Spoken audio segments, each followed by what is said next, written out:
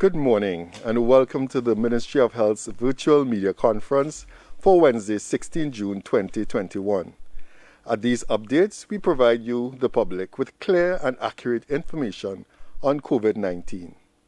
At today's media conference, we are pleased to be joined by Dr. Avery Hines, Technical Director of the Epidemiology Division, Ministry of Health, and Dr. Carla Maria Alexander, Lecturer, Immunology, Paraclinical Sciences, Faculty of Medicine, the University of the West Indies. I am Al Alexander, Senior Corporate Communications Officer at the Ministry of Health, and I will be your moderator for this morning's media conference. I now invite Dr. Hines to present the latest clinical and epidemiological updates. Dr. Hines. Thank you, Mr. Alexander. Good morning to my colleague, Dr. Alexander. Good morning to the members of the media, members of the viewing and listening public. The clinical update is as follows. May I have the first slide, please? As at the 15th of June at 4 p.m., we would have tested at both the public and the private facilities. Thank you.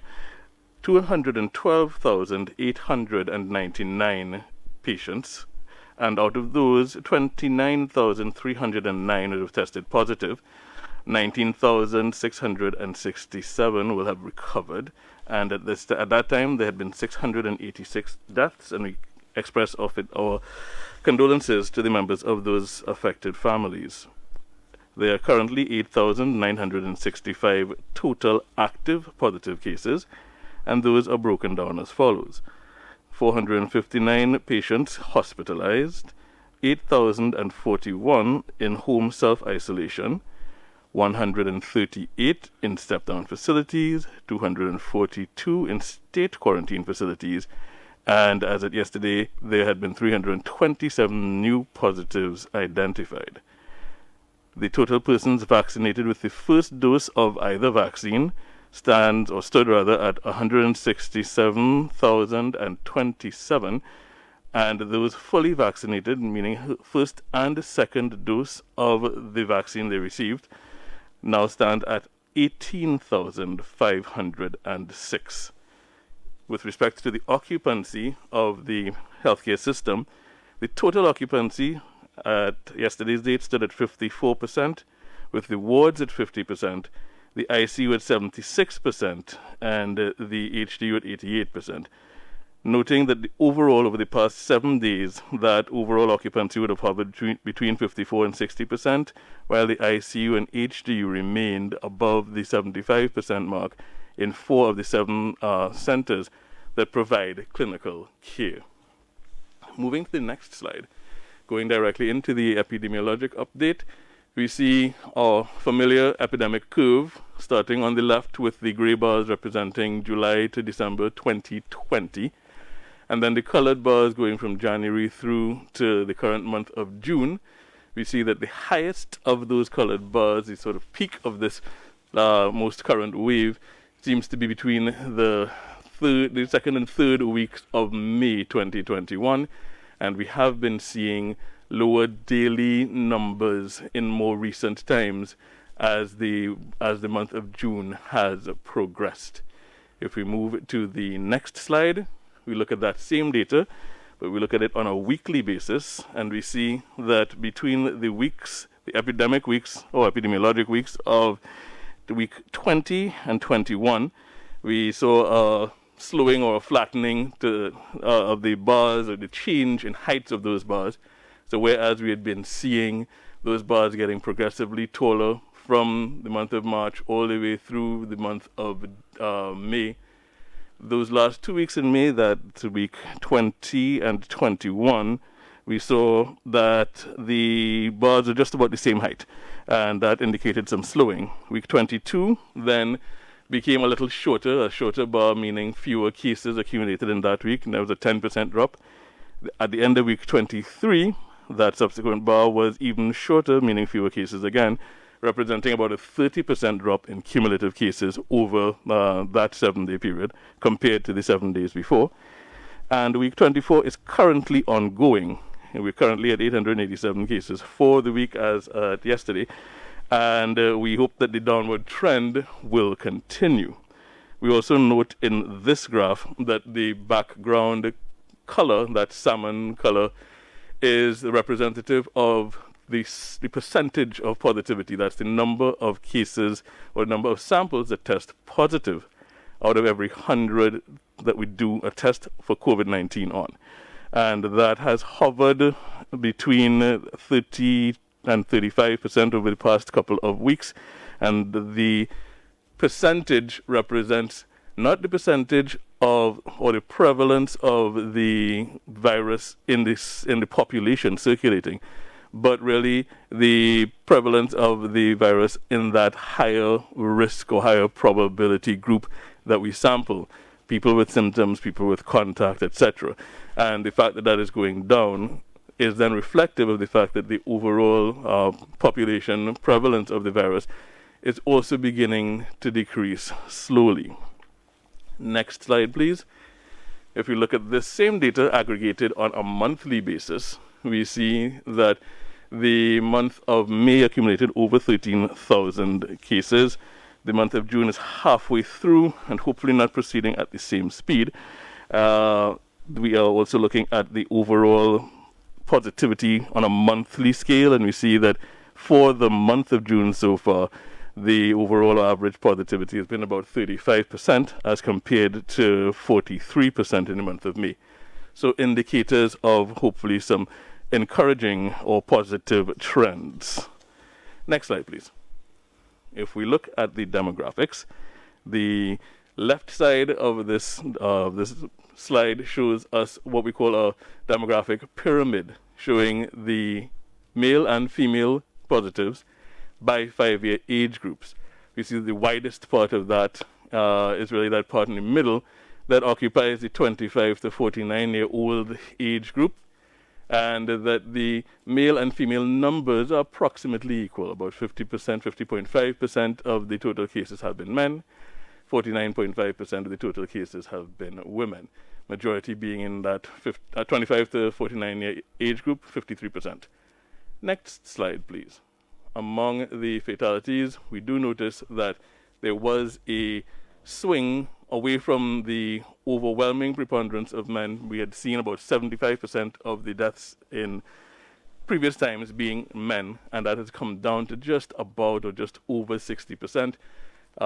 In this case, it's 60.7, and the female proportion should be 39.3. Small typo there.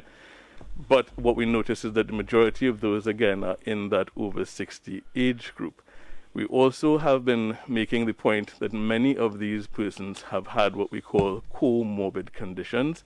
That is, pre-existing disease that put them in a higher risk position for having a fatal outcome. Let's go to the next slide. When we look at this data in a little more detail, we look at among the men and among the women in each age group, the sorts of percentages in each age group that did have a comorbidity. We see that among the men, the percentage of the comorbidities were a little higher than among the women, and overall, that if you add up all the figures at the bottom, about 77% of that total number of persons who passed on would have had one comorbidity or another, with the comorbidities, that, as we said, being a little more common among the men than among the women. So the numbers here represent those admitting to comorbidities by age group.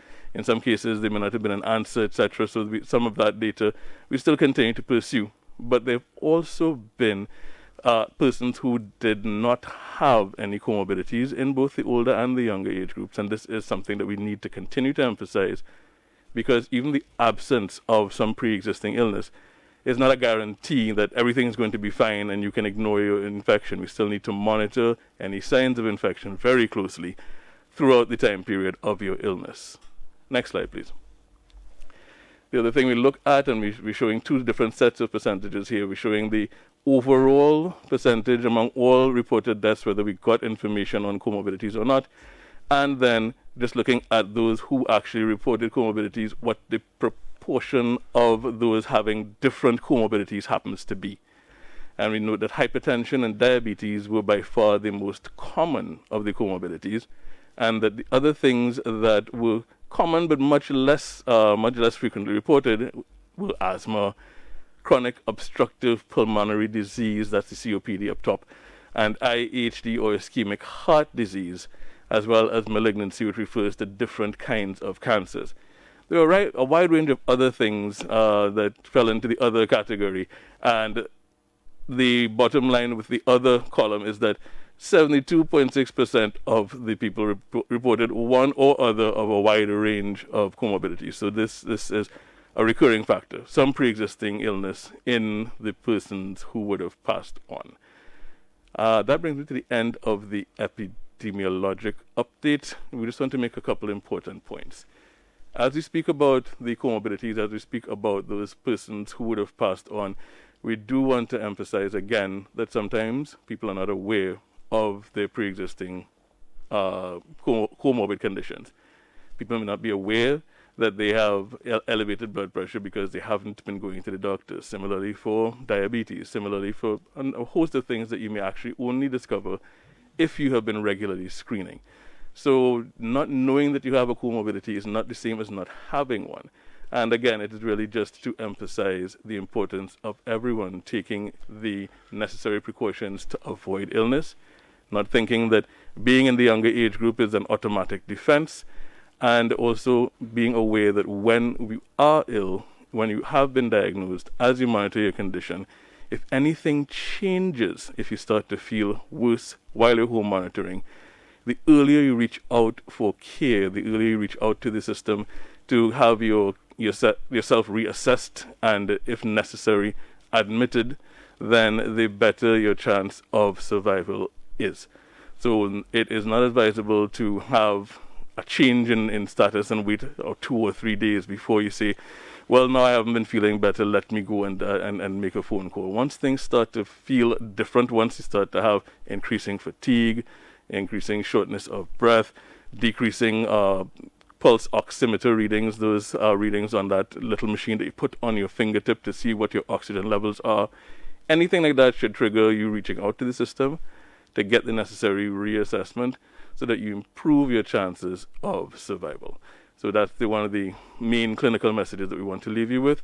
The other clinical, or the other epidemiologic message is clearly that even as we see these numbers begin to come down, we do not want the population to believe that now is the time that we can relax and go back to what we were doing before. Now is the time that we need to hold to these public health restrictions, to the personal precautions that we've been speaking about with respect to the washing of hands, watching of distance, wearing of masks, especially when we're out and about, and also the wearing of masks in the household if you are ill. All of these things are the things that are going to help to reduce transmission from one person to another, either in a household or in the general spaces in the public that people occupy.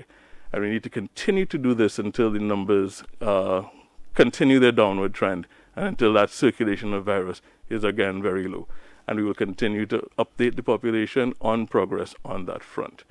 With that, I'd like to turn you over to Mr. Alexander. And thank you very much, Dr. Hines.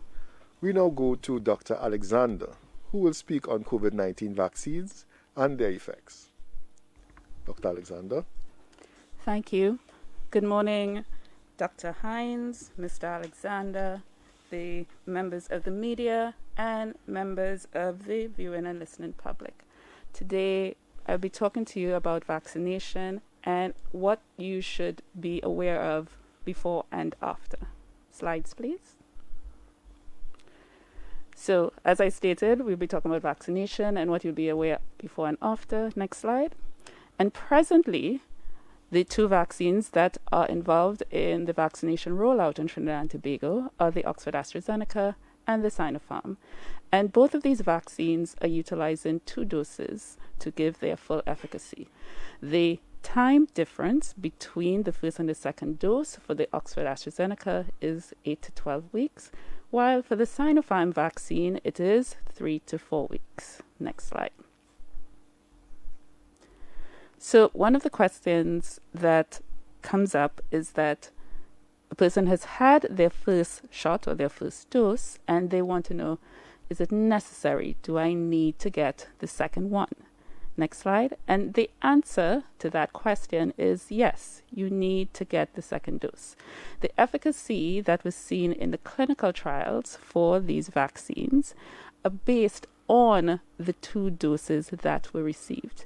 And in fact, the clinical studies showed that there was increased efficacy between the 2 doses. So they looked at the results of the persons who had received that first dose and then compared it when the same persons received the second dose, and they saw increased percentages of neutralizing antibodies and other aspects of the immune system necessary to fight the SARS-CoV-2 virus. Next slide. So another question that comes up is, I've had both doses, now what? Now what can I do? What am I able to do? Next slide. And this is where we have to re-emphasize that you should still continue to follow the 3 W's. The wearing of the mask, the washing of your hands, and watching your social distancing. And let me emphasize, with the wearing of the mask, I should have put in wear a mask properly.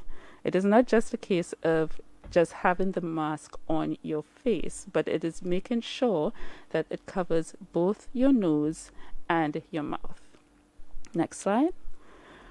So persons ask, I'm vaccinated. I've gotten 2 doses. Why are we insisting that the 3 W's need to be followed? Next slide. And this is all about protection. It is one, protection for yourself.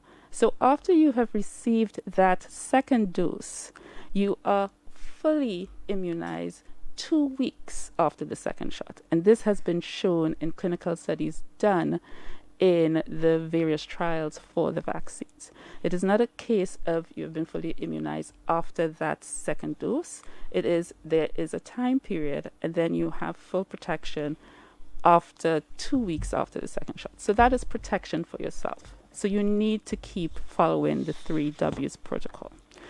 You are also, previous slide please, you're also protecting those persons who are not vaccinated. As of yesterday, the 15th of June, we have had 18,506 persons who have received both doses. If you look at this mathematically, this is approximately 1.3% of Trinidad and Tobago's entire population. So not a great percentage of our population has been fully vaccinated as yet. To maintain or to ensure that we decrease the spread of the SARS-CoV-2 virus until we have a greater number of our citizens being vaccinated, we need to continue following those 3 W protocols. And then we have to protect those who cannot be vaccinated at this time. Do remember that these vaccines, they are coded for persons who are 18 years and over. So we have the entire childhood population who cannot be vaccinated at this time, and they need to continue to be protected, along with those persons who have been advised due to medical reasons that they cannot take the vaccine. So the 3 W's needs to be followed to continue that protection. Next slide. So this might be a repeat or a re-emphasis, but we have to remember that to continue following the protocol of the 3 W's. We want to wear a face mask, and properly, as you can see in the diagram, it is covering both the nose and the mouth. We want to continue washing our hands, and we want to keep on with our social distancing. Thank you. And thank you very much, Dr. Alexander, for that timely presentation. We go back to Dr. Hines for some additional information. Okay, thank you, Mr. Alexander. One of the things that I wanted to add to Dr. Alexander's whys, in terms of why we want to continue with the personal precautions, is really, again, about reducing risk at both a personal and a public health or population level.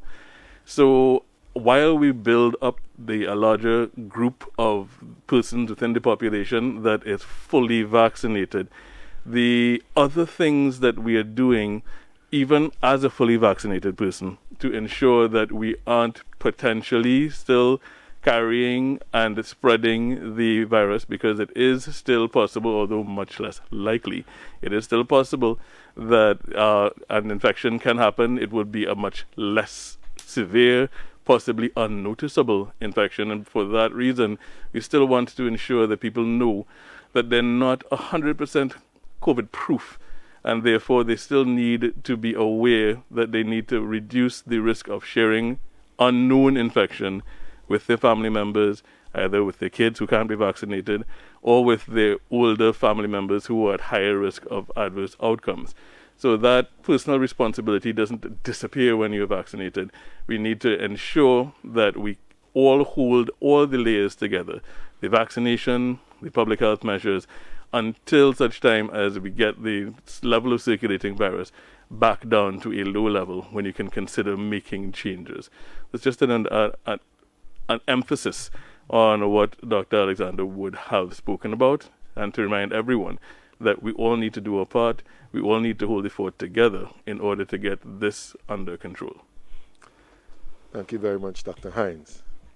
As we move into the question and answer segment, we remind our media representatives to pose their questions to members of the panel and state their name and media house. Because our time is limited, we are requesting a maximum of 2 questions per media house in the first instance. If we do have more time for questions, we will take it once we have extra time. We now go to the Express. Good morning, Express. Okay. We will come back to the Express and we'll go to TTT. Mr. Lala, we are ready for your question. Good morning. Hi, good morning. Sonal Lala, TTT News. Question, I think, to Dr. Hines. We got a question from someone. It's a woman who took the first dose of the vaccine, but she became positive for COVID, and she now has to wait at least 3 months to get that second dose. Now, given that the AstraZeneca is reported to end on July 9th or so on, will it be available in August when she is due to return for that second dose, as well as many others, I suspect, and to Dr. Hines as well? What have we seen in terms of the population, in terms of communities? Where is the, I know we haven't seen an epidemiological map for just a few sessions, but which communities are we seeing it? Is it going down in specific communities? Where is there a high presence in certain communities with COVID as well? Okay, thank you for the 2 questions. Now, we do need to bear in mind or remember that there are subsequent batches of the AstraZeneca vaccine that will be coming in, so that the persons who have to delay or wait until the 3-month time period has passed should still be assured that the vaccine will be available at the point in time when they need to get their second dose. With respect to the geographic spread, at this point in time, when there's still a fairly large number of cases across the population, we don't note too many high and low points. We have ongoing transmission in the majority of what we call population centers, those towns that are densely populated. We continue to see numbers there, although the numbers overall may be decreasing. We are not yet in a position to say that any one community has gone down more significantly than the other, but as we continue to compile the information, those updates will be brought to your attention. The important thing to remember, however, is that the level of positivity or the number of cases in your community is not necessarily directly related to your risk, because your risk is not necessarily tied to where you live or who else in your community may be infected, but it's more related to your personal and social webs of contact, which may very well extend outside your community. So one of the things that we do want to continue to remind people of is that looking at the community spread doesn't say, okay, if I live here and there are fewer cases here, then I'm safe. Our very mobile population or very connected population means that we have contact webs where somebody in Diego Martin may be working with somebody that lives in Sangre Grande. So where somebody who lives in Point Fortin may be working with somebody who lives in Arima. We have that kind of mobility, and because of that, the mere geographic distribution is not a direct relation to your personal risk, and we don't want people to think that if they have fewer numbers in the community, then they're somehow protected by that by itself. When we get the entire population levels to be lower, that is the protection that we are really looking at and looking forward to. Thank you very much, Dr. Hines. We go back to the Express. Good morning, Kim Woodrum from the Express. So sorry about that glitch just now. Dr. Hines, I'm going to ask you to revisit the Pfizer issue that came up at the weekend and the 80 vials that would have come in as a donation from the United States to the Ministry of National Security. Would you be able to update us as to whether or not those have been cleared? Meaning whether or not the relevant documents have been received, processed, and whether or not the product has been cleared for use and handed over to the Ministry of National Security. And could you tell us when they will be administered to personnel in that government agency? Would that be happening from today? Thank you. Okay, thank you for your questions. And the answer to the first is yes, documentation was received and the vaccines have been handed over to the relevant ministry. And it is expected that their distribution of those vaccines should begin today. Thank you very much. We now go to I-95.5 for your two questions. Good morning to all of you. Whitfield Turner from I-95.5. I'm not sure which of the doctors would take my first question. It's in regards to the shortening of the time between infection and vaccination from 6 months to 3 months. Does this mean that the natural immunity is not as long-lasting as we would have originally thought? That's my first question. And Dr. Hines, I believe you'll be able to answer my second question and to bring clarity to this matter. Should a family be put in quarantine once one member of the household tests positive, or would they only be put in quarantine if there are multiple positives or if the positive case turns symptomatic? Just wanted to get that issue clarified. Thank you. Okay, thank you for the two questions. I'll actually go to the second one first. At this point in time, one of the key strategies that is being employed to reduce or to get ahead of chains of infection is that if a positive is identified within a family, the other members of the family are considered to be what we call primary contacts. And we don't necessarily have to wait until another one of them is positive or even symptomatic before they are quarantined. The quarantine of well people in a household with an infected case is really a mechanism for preventing asymptomatic people from going about and having the potential to spread illness even though they don't know that they're infected. So we do use that strategy of quarantining primary contacts within the household in the absence of symptoms and in the absence of another positive test within that family. So hopefully that clarifies that. Now, the shortening of that time period is something this is with regard to the first question. The shortening of the time period for vaccination is really with regard to what the consensus of scientific literature has shown to be both safe and effective with regard to the administration of that second dose. So it does not mean that the natural immunity is shortened per se, but we do know that the current scientific consensus is that the immunity that is derived from the vaccination, that immune response is a bit more robust than just the response that you may get from different kinds of dosing in a natural infection setting. So we do want to encourage people who have been vaccinated, even if they do get that illness in between, to follow up and get their second dose at the appointed time, so that the immune response can be optimized and we reduce risk of further complications.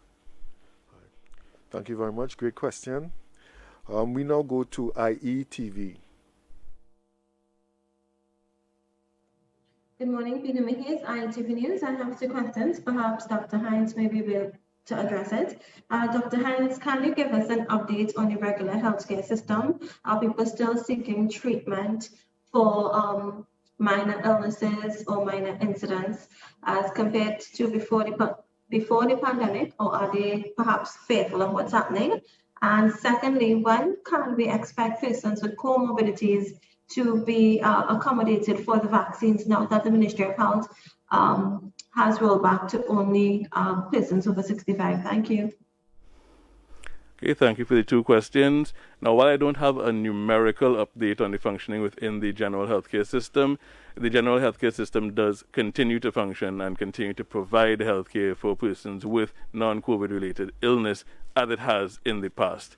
We did note that there was, especially last year, more of a decrease in the number of persons that were seeking care at that point in time. We had spoken about it and encouraged those, especially those with pre-existing comorbid conditions, to continue to do their follow-up, continue to take their medication so they can keep their comorbid conditions under control. We again want to make that appeal.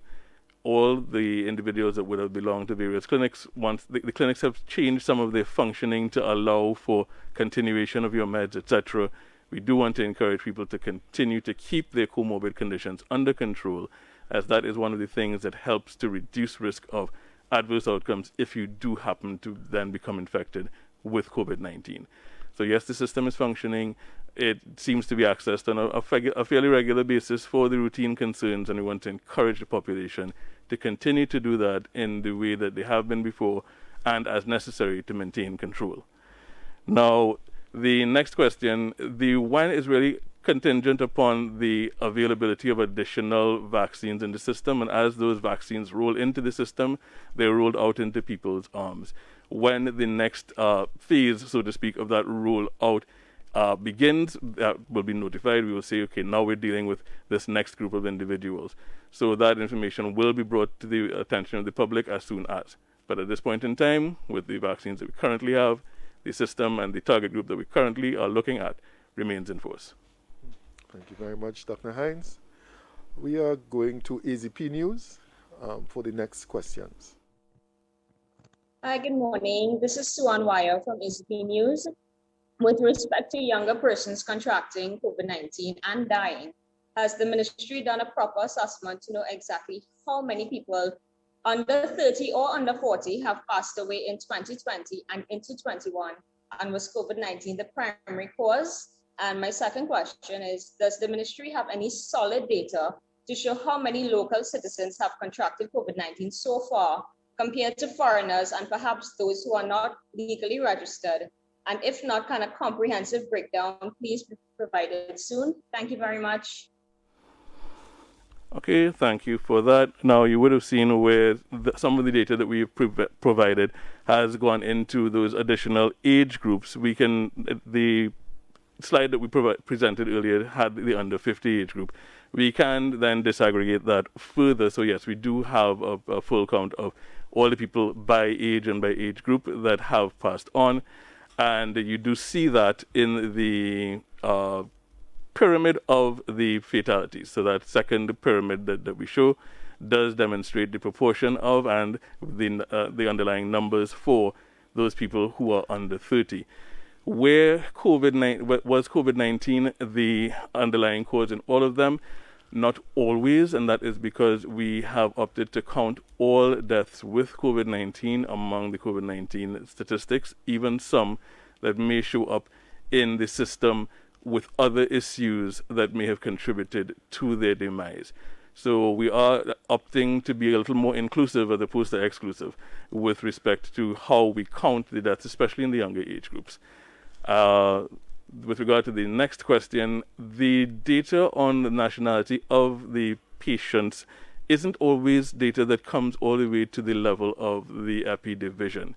I'm not necessarily certain that the data on the nationality of patients is something that is routinely collected and documented, for the simple reason that our public healthcare system provides healthcare to whoever comes to it. So the completeness of that data I can't necessarily speak to. I do believe that somewhere in the notes there will be the documentation of nationality, etc., but it may not be stuff that is collated and sent forward or sent up the chain. The ability to do that and the time that it would take to do that may be protracted, but at any point that information becomes sufficiently complete, then we'll be able to share that disaggregation when that happens. I believe I've answered all the questions or the parts of the question. I think you have. Thank you very much, Dr. Hines, and thank you for your questions. We now go to CL Communications. Hi, good morning. I just wanted to find out, well, first things first, Natalie Singh, Caribbean Lifestyle Communications.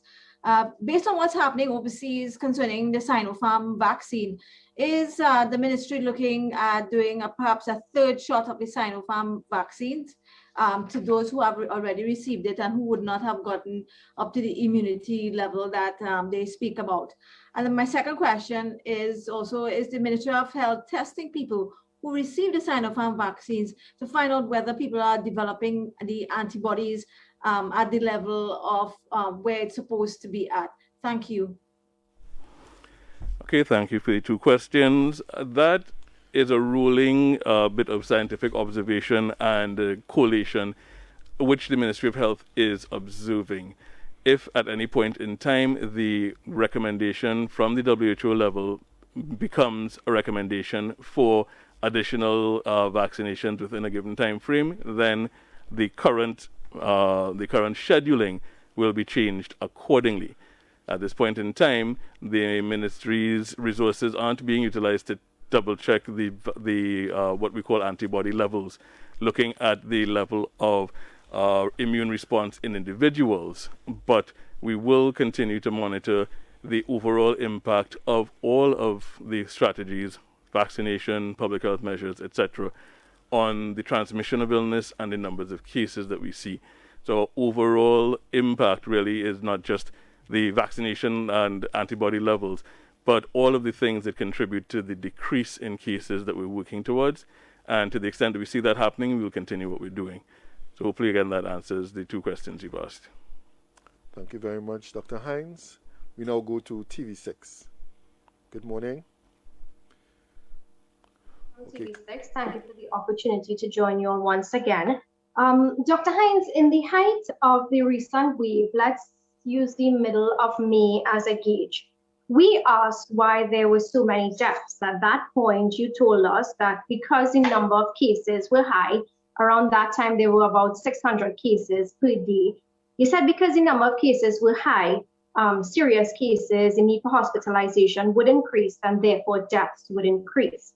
But of course, if we look at the infection fatality rate, which, as you know, is the number of deaths per infections, around that time, it was about 3.8%, or like 23 deaths per 600 people. But over the past 2 weeks, we're still seeing a high number of deaths despite infections being having gone down. For instance, we had 16 deaths for 412 cases. 3 days ago, we had 14 deaths for 301 cases, which was a daily infection fatality rate of 4.6%, even higher than during that peak.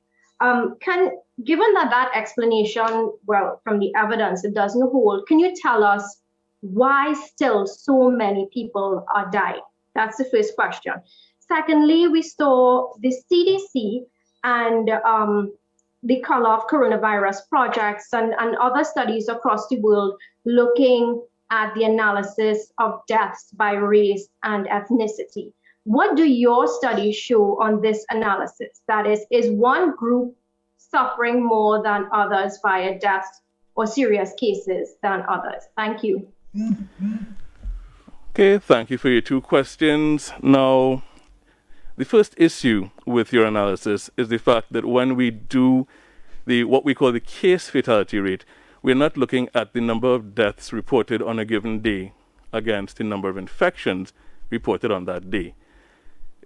To make the point more clear, the number of infections reported on a day does not necessarily relate to the number of deaths on that day, because the people that may have died on a given day aren't the people necessarily infected on that day, which is why we do what we call a cumulative case fatality rate between the start of the infection in the population and any given date. Overall, how many people have been infected, and then overall, how many people have died. And the reason for that is that it does take some time between your infection and your eventual outcome, whether it is survival or a fatality. So when you count the number of people infected on a given day and then use the number of deaths on that day as your numerator, your calculation is invalid. So going back to what we said before, the number of cases that we've seen in the month of May, looking at just the month of May by itself, we got over 13,000 cases. That number of cases would generate a certain number of fatalities just based on the probability of death from COVID-19. As the number of new cases decreases, there's also what is known or what has been observed as a lag between number of cases and then the peak in deaths. The peak in deaths does not coincide with the peak in the number of new cases.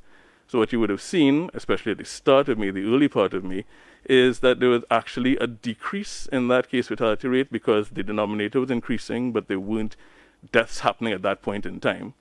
And conversely, as the number of new cases decreases, the number of active cases still in the system and awaiting an outcome slows at a different pace. So you still have active cases still being treated, lives are still being worked on, the attempt to save lives is still happening.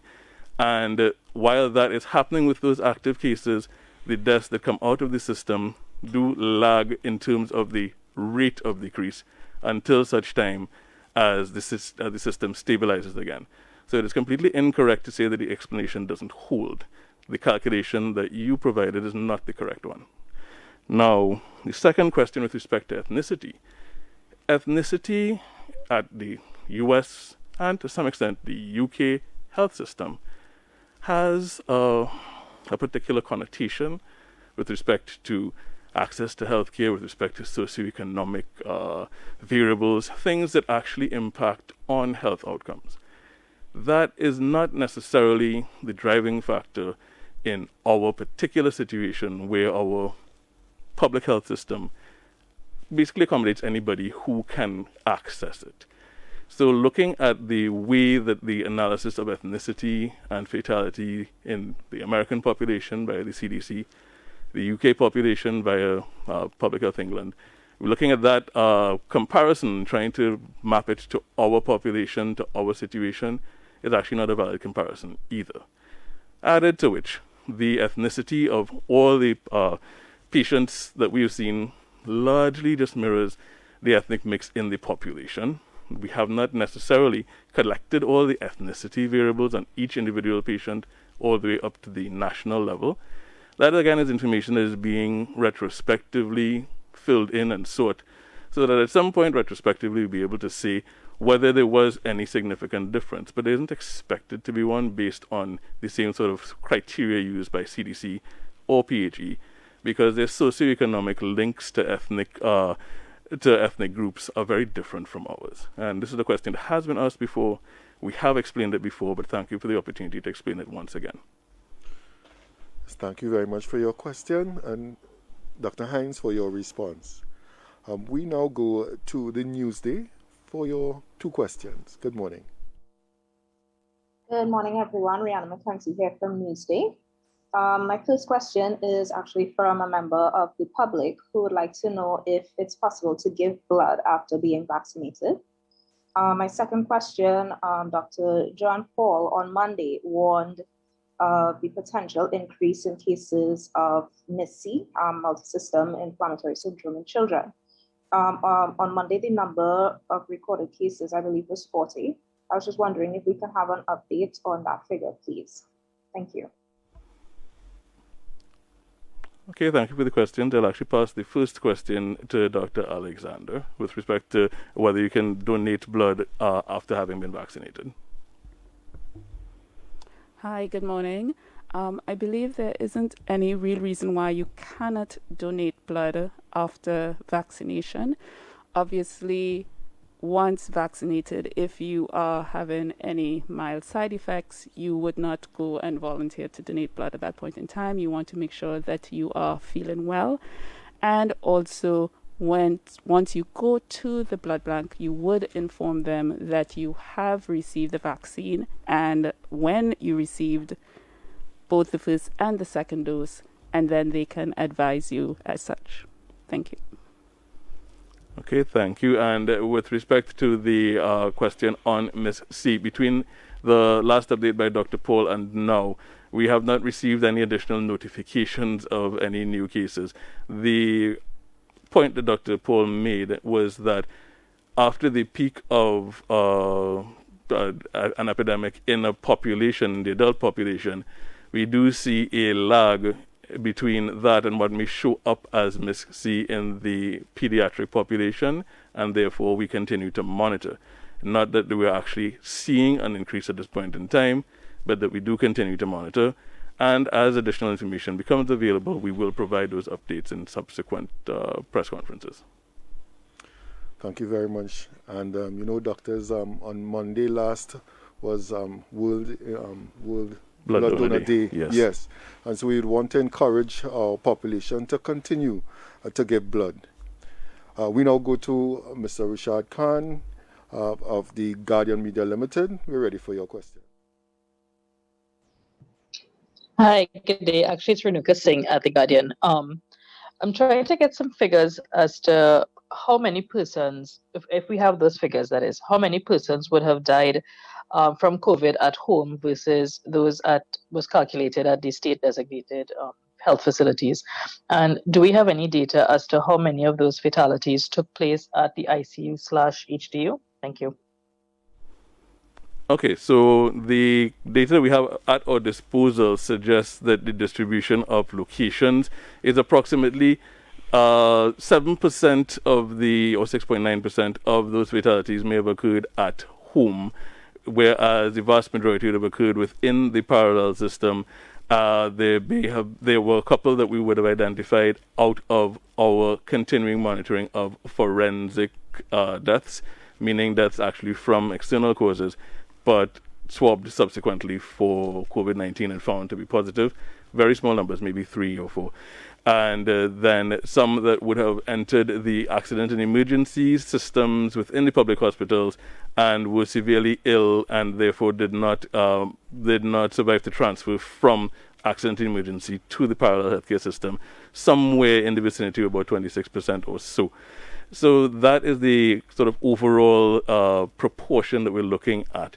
And we continue to monitor, we continue to update, and we also continue to seek retrospective data where it may not be available at national level. With regard to the ICU versus HDU, again, this is information that is being compiled, that the information that currently reaches us isn't always tagged with which level of care was involved at the time of death. So that is something that we are backfilling, retrospectively going back and making sure that we have all the data before we give a proportion, because the proportions can be skewed by which data you do get. So we will give that information at a subsequent point in time, bearing in mind and giving the caveat up front, of course, that the need for ICU and HDU care in the first place obviously represents the presence of much more severe illness, and therefore the possibility of a fatal outcome within the ICU and HDU settings would be higher. So when we get a fuller set of data that represents the fatalities, we will be able to give a reliable proportion, and we endeavor to give that information to you in the shortest time possible. Thank you very much, Dr. Hines. We do have time for a few more questions, so we will take one brief question per media house as we proceed, and we go back to AZP for the follow-up question. Hi again, but I believe that Whitfield had his hand up, so I don't mind if he goes before me. He had his hand up from the first round, please. You pose your question and then we'll go back to Mr. Turner. Thank you. Yes, thank you very much. A question coming in from a member of the public. They are asking if it's safe to consume alcohol after taking the vaccine. I have heard that question before. Thank you for the question. I keep meaning to actually bring this up. Not on the day that you take the vaccine. Give it a couple of days. It is not that once you've taken the vaccine, you're banned from alcohol forever. I'm hoping that's not discouraging people from being vaccinated. Yes, you can drink, just not on the day or two after. Okay, so don't let that discourage you. Okay, thank you very much. And we go to I-95.5.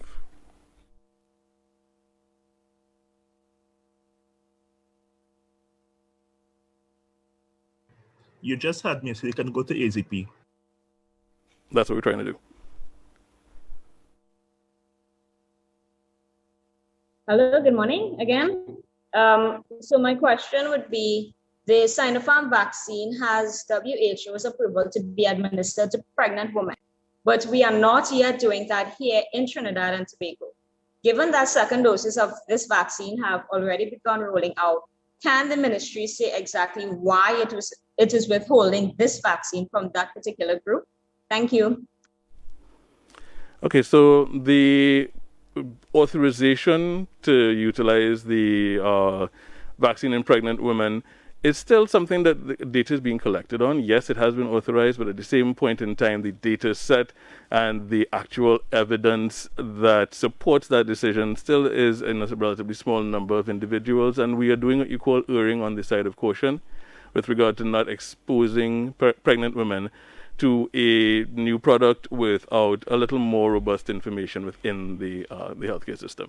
As more information becomes available, then that decision will be reviewed and it will be updated as needed.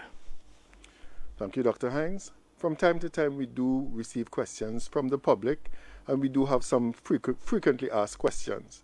The first one is, if a person has an allergic reaction to food and drugs, is it safe for them to get the COVID-19 vaccine? I'm asking Dr. Alexander to respond to that question. Hi, good morning again. So do remember, when someone has allergies, it is usually to one specific item per se. So you said here food and drugs, that covers a wide variety subjects. With respect to the COVID-19 vaccines, when the vaccines first came out, it was advised that persons who had allergies to vaccines in the past were cautioned with respect to taking the vaccine, because there are some common components that are usually found in all vaccines. So it was believed that if you had allergies to vaccines in the past, you might have an allergic reaction to these vaccines. There have also been persons who are allergic to a particular component of the vaccines, and so they have been advised not to take the vaccine. What I would advise is you speak with your healthcare professional with respect to what your specific allergies are with respect to the COVID-19 vaccines. And there have been case studies where persons who have allergies, not necessarily allergies to the components of the vaccine, but just general allergies, have taken the vaccines, and what has been advised in their cases is that they followed the period of 30 to 60 minutes of waiting at the healthcare centers to see if an allergic reaction occurs, since it normally occurs within that time period. And this is something that is being done presently with everyone who receives the vaccines. So it is not a straight, clear-cut answer. If you have allergies to food and drugs, it means you cannot. It means you need to consult with your healthcare professional with respect to if you should take the vaccine. Thank you very much, Dr. Alexander. Dr. Hines, the next question goes to you. If I don't have side effects from the COVID-19 vaccine, does it mean that the vaccine does not work? Okay, thanks. That's a good question also. Now, the short answer is no, it does not mean that. If you don't have what we call those constitutional side effects, feeling fatigue or fever or whatnot, it just means that your immune response did not then make you feel unwell. Not feeling unwell does not mean that your immune response wasn't present. It doesn't mean the immune response was weak. It just means that constitutionally, the way your body is put together, that immune response didn't trigger a feeling of unwellness within your system, but it is working, and it is not a reason to doubt the efficacy of the vaccine. So thanks for the opportunity to clarify that. Okay, and we have a follow-up question. Is it okay for persons in a household to get different brands of the COVID-19 vaccine, or should they all get the same brand? It is okay. The simple answer is yes, it is okay for persons in the same household to get the different types of vaccines. We ultimately want everyone to be protected, and this is why we urge you take the vaccine that is in front of you. There should be no other reason that you worry if your mother, father, spouse received the Oxford AstraZeneca, for example, and you're receiving the Sinopharm, that there should be a problem. Everyone can still live in the same household even if they took different types of vaccines. Also, I just wanted to do a follow-up on the question that Dr. Hines had regarding the side effects. If you don't have side effects, does it mean your immune system isn't working? What the clinical studies also showed is that they compared the immune response in persons who had no side effects after receiving the vaccines versus those who had, and they had comparable immune responses. So everyone's immune system reacts differently. Just because you are not exhibiting any side effects doesn't mean you do not have a very effective immune response. Okay, so we may have time for just one more question. So TV6. Hi, just a point of clarification from Dr. Hines. Is it that deaths in your estimation have decreased? Yeah, that's the point of clarification. And the other question was excess deaths. Could you give us an idea of excess deaths? Okay, so I'm not sure where in what I said you got the impression that deaths decreased. I did explain that there is a lag between the decrease in the numbers of cases that you see, as in between the peak of the infections and the peak in the deaths. So we're continuing to monitor. We're aware that you have active cases that still have to have an outcome and that there may be fatalities out of those.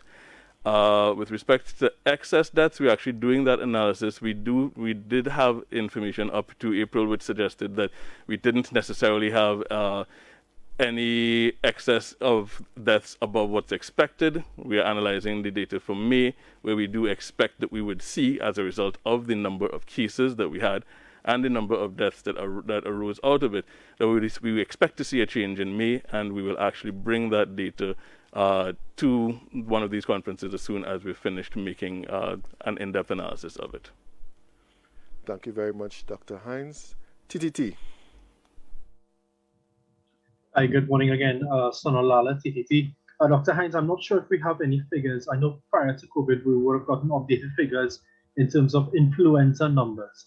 The influenza season would have just finished in May. Do we have any figures in terms of how many deaths there would have been due to influenza, or has COVID somewhat hampered that? Okay, so short answer is that the sort of testing capacity that is currently being utilized to do the COVID testing has to some extent hampered some of the other respiratory panel analyses, but we have not seen any worrying change in the number of influenza-like illness outside of COVID. Most of what we're seeing from the respiratory perspective, from the clinical perspective, and from the laboratory perspective seems to be more COVID than anything else at this point in time. And the testing for other respiratory viruses has, quite correctly, been hampered to some extent by the resource allocation to the large-scale COVID testing. So we're monitoring, and if we see anything that is unusual or worrisome, then the public will most certainly be alerted, but that's not the case at this point in time. And thank you very much, Dr. Hines and Dr. Alexander. Ladies and gentlemen, we have come to the end of today's media conference. Thank you for sharing your time with us. Please note the vaccination rollout has recommenced today for persons 65 years old and over. We continue to recognize and thank the public for their continued support and participation in this fight against COVID. Remember, to be fully vaccinated means that you have the full defense mechanism to fight the virus, which usually takes about 2 weeks after your second dose. And even though you are fully vaccinated, you still need to practice the 3 W's to continue to protect yourself and others. That is, wash your hands, watch your distance, and wear a mask. Have a good day, everyone, and stay safe. Goodbye for now.